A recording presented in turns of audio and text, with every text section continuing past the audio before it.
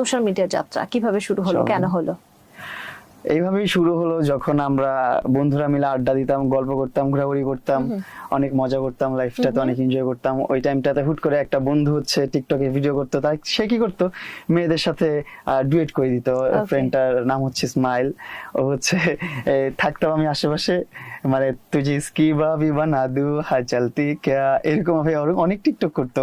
So দেখতে দেখতে আমার মনে হলো যে ও করতেছে, আমি একটু ট্রাই করে দেখি কি সে হয়। এখনো আছে ইন্ডাস্ট্রিতে?